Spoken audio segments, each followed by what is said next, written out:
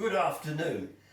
What we've got here is an His Master's Voice Model 102 gramophone. Probably the most popular one they ever made. This stayed in production from 1932 to 1959.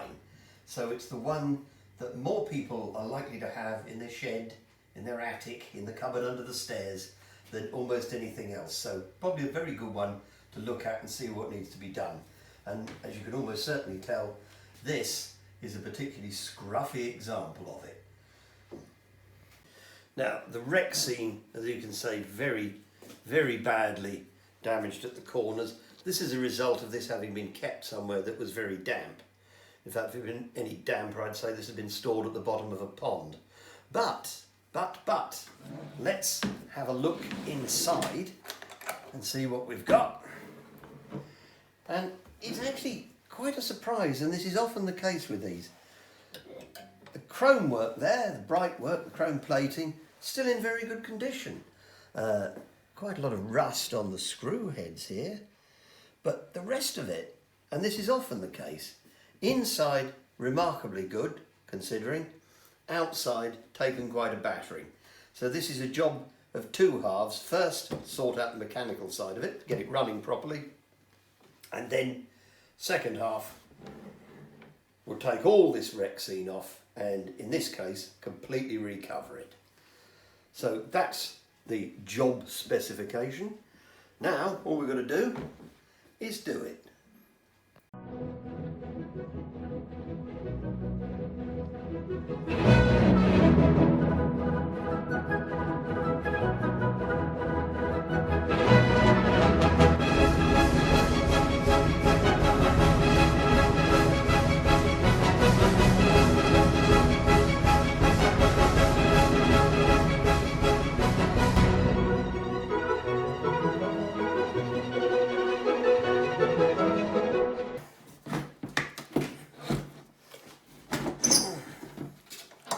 Ta-da!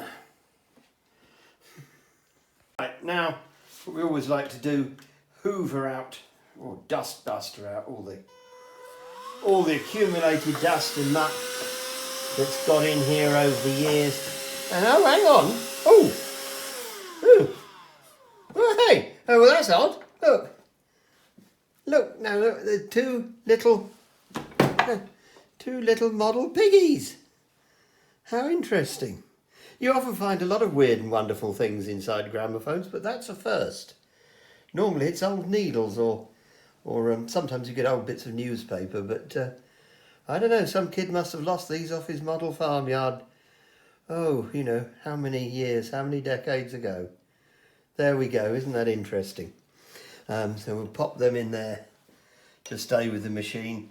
And nothing else, is there? Dead spider. That's not quite so exciting. So we'll just get that out, and then we'll go in the workshop and get on with stripping the actual motor down. Let's see if we find any hidden surprises and wonders inside that, shall we? Right, so first things first, we take the sound box off. There we go. This is in remarkably good condition. Remarkably good condition considering how damp it's been. So that's a very good thing. We won't need that for a little while. And then we'll take the turntable off, remove the clip there and lift her off. And aha! What this reveals is the identity plate here. And if you can see there, you see it says serial number and then there's a B over a 3. And the company started putting the letter B on things in 1936. And then in 1937 it was B over 1, 38 B over 2. So this B over 3 means this machine was made in 1939, so just before the outbreak of the war.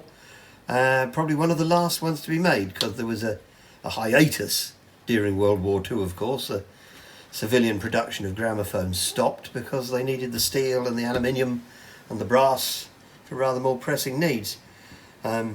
So yeah, this is one of the last ones from before the war, and what we're going to do now is take the motor out, which you can see under here, clean it up, and well, there's an indication. You can see all that cobweb and stuff there.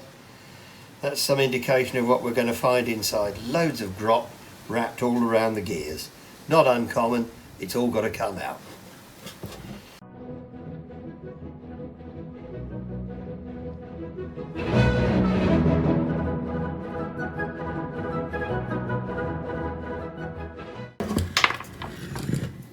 And there we go. Just pick the spacers up here. One there. Another one there. Ah. That well and truly rusted into place there. And just get her off. We'll tidy this up in a little while, but meanwhile let's crack on with looking at the motor. And here it is. Right, take the base plate off the motor using the trusty. Everything in these, of course, was made in imperial sizes. So this is 3/16 Whitworth, particularly important nut in the old days, almost as important as 1/4" Whitworth. There we go. This is a genuine vintage spanner, by the way. Would originally have come with the toolkit for an Austin 7, hence why it's got Austin written on it. There we go. Just thought you'd like to know that. There we go. Taking this apart.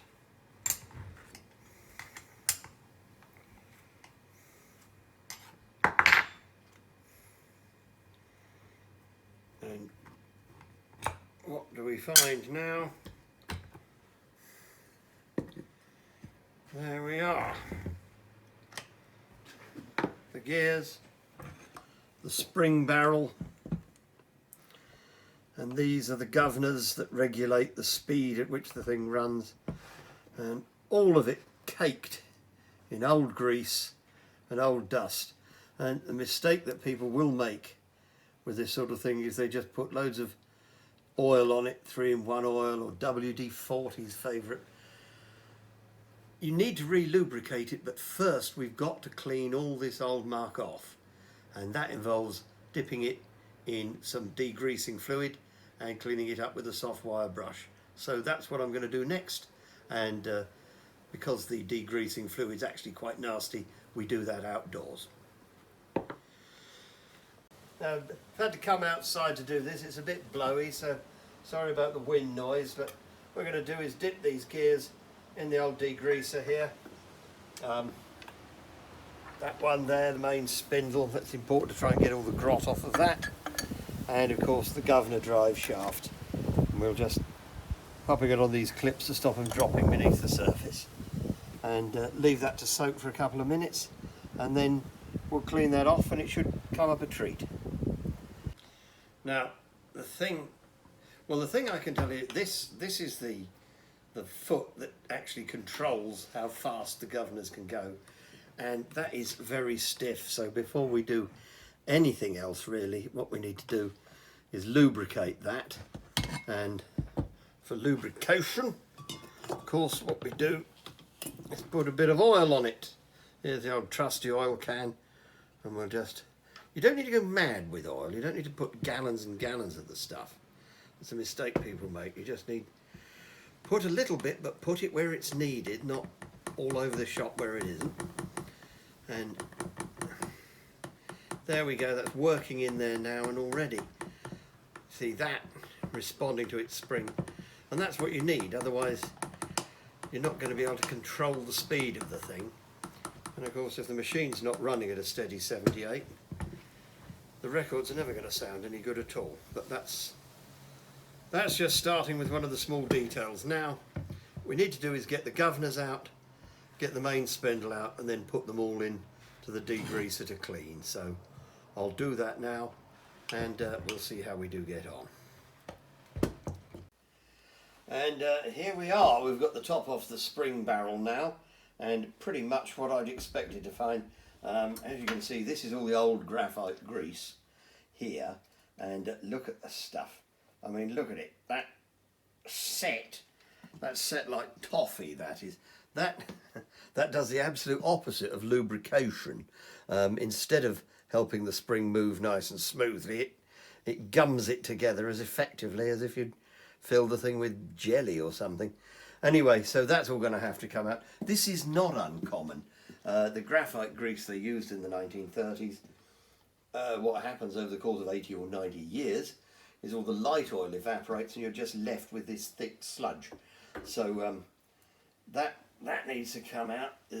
And most importantly, we've now got to take the spring out, which will probably be very, very tired, having been gooped up in all that stuff for a while. This is why it won't play a record anymore. Now, a lot of people avoid ever taking the spring out. That's a jolly good idea, because these can be quite fierce if you just, what you never do, you don't just grab hold of it and pull it out towards you. That's asking for trouble. It'll come up and smack you in the face. What you should also always do is grip it in something tight, like this old tea towel here, and then using the old bent nose pliers, hold it over a box, as you see, and tug it out, and gradually it will start to come undone. And there we go. You may think that shows quite a lot of life, but in fact that is very limp as a spring goes, as you will see shortly when we get the new one out to put in, and you'll see the difference all too clearly. First, we need to clean all the grot out of the spring barrel here, and then we should be able to move forward fairly swiftly, I hope. Meanwhile, we'll go outside now and see how those gears that we put in the cleansing fluid are getting on. And now, as if by magic, here we are. Minutes have passed and we've got the thing, and this is the Governor Drive spiral, and I hope you can see it there. Oh, toothbrush there. You never want to use anything too aggressive on these sort of gears. You don't want to damage the gear, you just want to get the oh, there, that's coming up nicely now. You can getting the old grease off, and you can see the actual metal shining through, and you'd be surprised how much resistance a bit of old grease and all the dust that gets stuck in it can put up to the smooth operation. But as I said before, if you don't have the governors running at an absolutely consistent speed, then the speed of the record varies up and down, and of course it sounds absolutely nothing sounds worse. So may seem like a lot of fiddling around detail here, but it's, as everything, it's the preparation that produces the final result. And here's the spindle that drives the governors.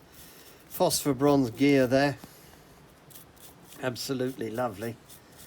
But you can see again how the teeth of that need to be cleaned up.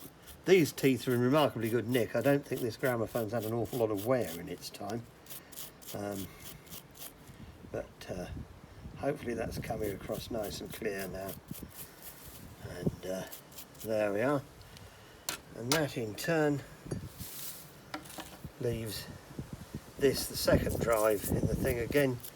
Bronze gear, bit bigger, a bit more substantial this time. Sorry about the wind noise. We can't always pick the best day to be out here. It's the problem with running an antique restoration business in England. If only I was doing it on the Côte d'Azur, but there it is. Yeah. And finally the steel teeth there. And I think we're just about ready. As the rain closes in on us, we're just about ready to go indoors into the warmth and sanctuary of the workshop, where we can start putting it all back together again.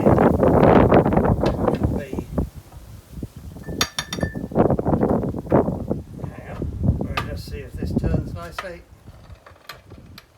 There we go. It's one way of getting the surplus fluid off. Centrifugal force, all for it. There we go. Right, don't let it fall off the edge. Okay, let's go back in. Right, now, just got on with cleaning all the old grease out of the spring barrel. As you can see, that's got the worst of it out there anyway. Needn't get the whole thing bright and shiny because we are, after all, about to put a new spring in here and then pack another load of grease in on top of it. So it's not like we're going to eat our dinner off it. But that will do to be getting on with. Now here's the new spring that's going in. And as you can see, it's held tight by this wire around the outside. Now of course you don't just take that off willy-nilly, or the thing will fly around and smack you about even worse than taking the old one out could have done. So what we do to release the tension gradually is wrap this old tea towel, in fact, around it to hold it steady, and then gripping it tightly, then we undo the wire that holds it together where it came from the factory. I have these made at the same factory in Yorkshire that actually made them for HMV back in the 1930s, you know, so they're original. And then we gradually release the tension. See it coming off there, and with a little bit of luck and a following wind, we can let that go without it flying around all over the shop. So there we are. There we are, and I can see there's a lot more life in that than there was in the one that came out. So now we'll have to go outside again, grip the spring barrel in the workmate, and carefully wind that in. Right, well we've come outside to put this new spring in because it's very difficult to do this in the workshop. Just because the stuff, it tends to fly about all over the place and knock everything sideways. So I'll just show you how to do this. The most important bit is that this hook and eye here has to fit onto that rivet there, because if it doesn't and you wind it up, what will happen is you'll wind it so far and then the whole thing will slip inside the spring case. You'll have to take it all apart and start again.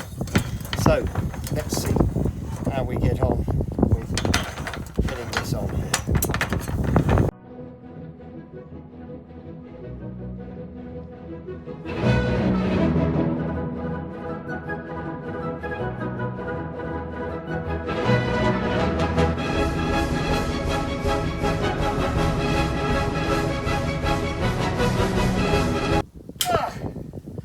And there we are, heart of the beast, ready to beat again. Now we're going to pop a bit of grease in there, get the lid on, put the machine back together, and very shortly we'll be playing a tune.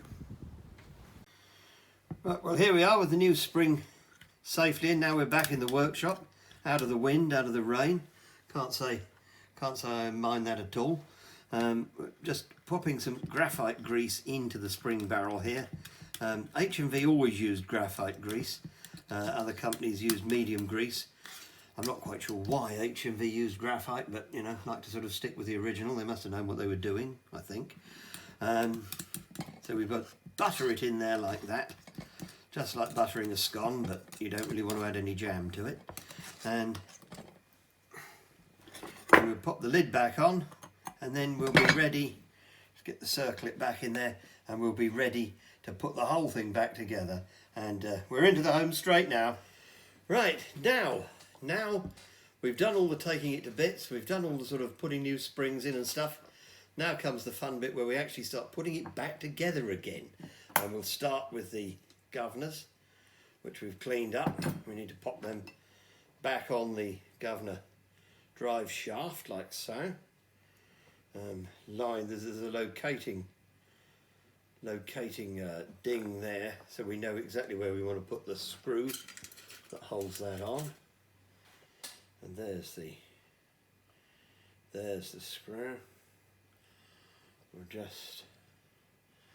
Where's the right size screwdriver for that? And this one will do, I should think.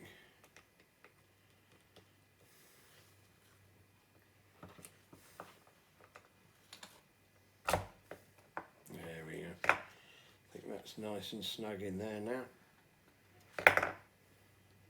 Yeah, that's got That's got a...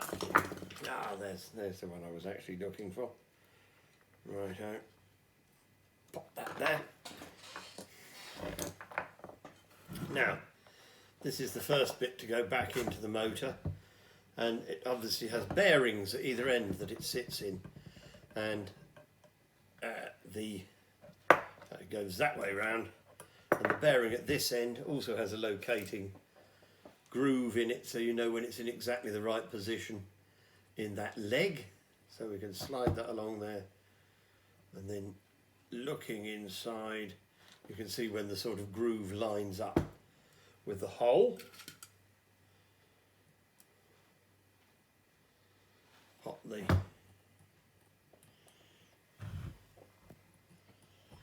screw back into there.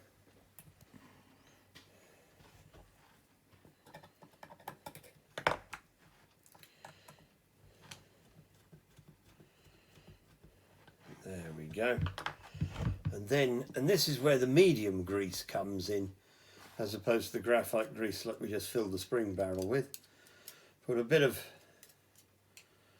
nice medium grease there.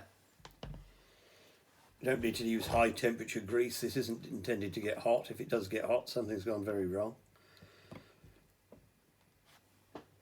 There we go. And then, with that sitting in its bearing at that end, we pop the other bearing in here and adjust to fit, basically. So there we go. I don't want to make it too tight, otherwise it can impede the free turning of the governors.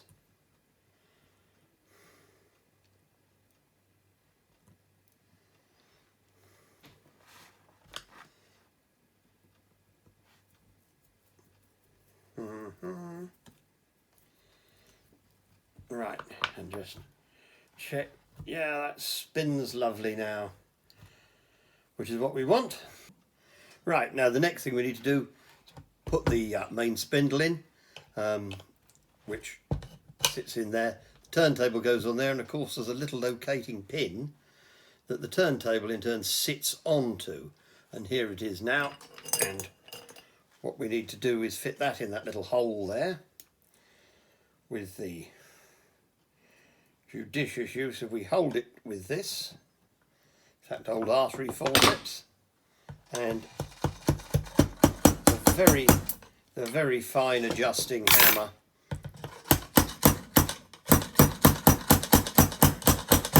You can hold it with your fingers and hit it with a hammer. There's a reason why I don't do that. One more tap for good measure, and that's right in place now. So we've got the main spindle, we've got the governors, we put the spring barrel back on, and before we do that, of course we need to put quite a lot of medium grease on this main driving gear here, so we'll just do that again, buttering it on nice and not all over the place. Sometimes you find these things where people seem to have just plastered it all over the edge of the barrel. What good they think that's going to do, I don't know. It's the gear, it's the teeth that are the important bit to get lubricated. So we do that, and that goes on there. There's a spacer washer. This often gets lost, this spacer washer that goes on there.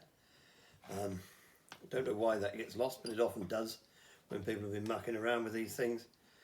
Finally, the second gear in the drivetrain that links it all together. Again, plenty of grease on the actual gear part of that. Bit of grease on the top and bottom pins, the bearings where they're going to go in the motor. And there it is, all up together. Needing to put the base plate on.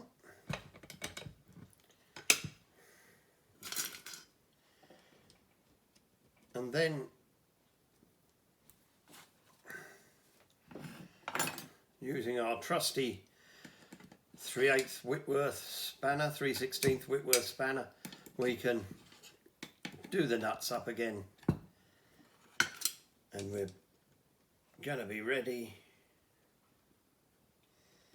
nut at either end. There we are.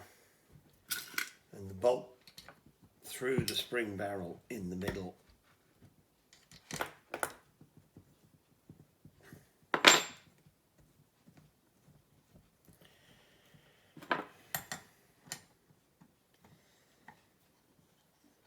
And there we go. Right, well, we're all up together now, so acid test time. Before we put it back in the box, before we put it back on the motorboard, let's just pop the handle in, give her a few turns, and then release the governor and see. And yes, she spins. She spins. I don't know if you can see the governor's whirling around there as I manually push the little lever. I think we're in business. We're cooking with gas. Right, now put it back together and pick a record. Right, so here we go.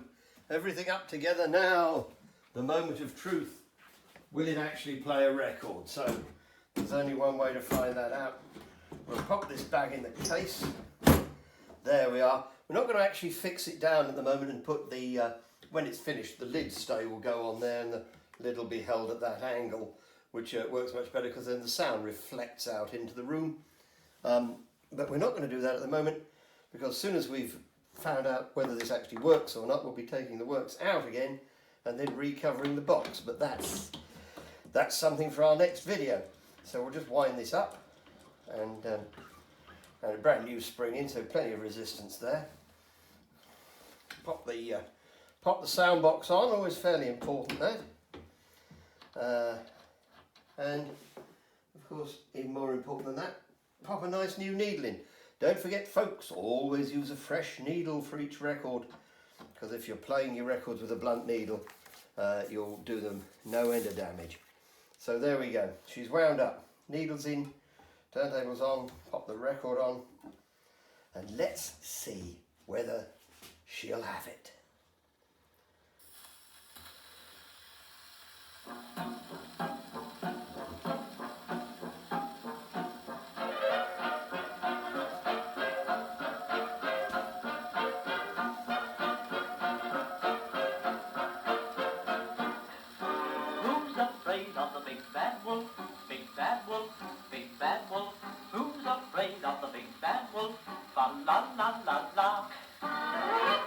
Well, I think we could probably call that a success. That's working. Here's to the next time. Long ago there were 3 pigs, little handsome piggy wigs. For the big bad, very big wolf, they didn't give 3 figs. Number 1